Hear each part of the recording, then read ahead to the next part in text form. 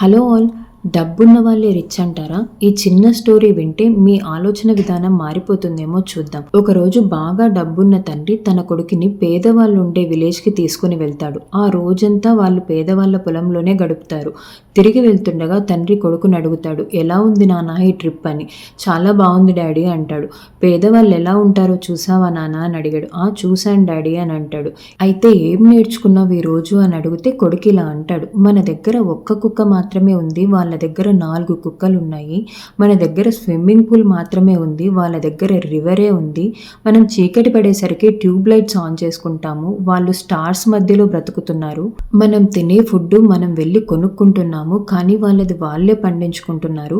మనకు ప్రొటెక్షన్ కావాలంటే 4 గోడల మధ్య ఉంటున్నాము, కానీ వాళ్ళకు ఫ్రెండ్స్ తోడుంటున్నారు. మనకు టైం పాస్ కావాలంటే వెళ్ళి టీవీ చూస్తున్నాము, కానీ వాళ్ళు ఫ్రెండ్స్ అండ్ ఫ్యామిలీతో గడుపుతున్నారు అని కొడుకు తండ్రి వైపు చూస్తూ, చాలా థ్యాంక్స్ డాడీ, మనం ఎంత పేదవాళ్ళమో చూపించినందుకు అని అన్నాడు. వెంటనే తండ్రి షాక్ అయిపోయాడు, ఇంత బాగా అర్థం చేసుకున్నాడా అని. డబ్బుంటే చాలు రిచ్ అనుకుంటాము, కానీ డబ్బు ఉన్నా ఆపదలో ఉన్నప్పుడు ఎవ్వరూ లేరనుకోండి, అంతకంటే పేద బతుకు ఇంకొకటి ఉండదు. మీరేమంటారు? డబ్బుంటే చాలు ఈ కాలంలో అన్నీ మన దగ్గరకు వస్తాయి అంటారా, లేదా ఫ్రెండ్స్ అండ్ ఫ్యామిలీస్ తోడుంటూ బ్రతకడానికి సరిపడా డబ్బుంటే చాలు అంటారా? కమెంట్ చేయండి.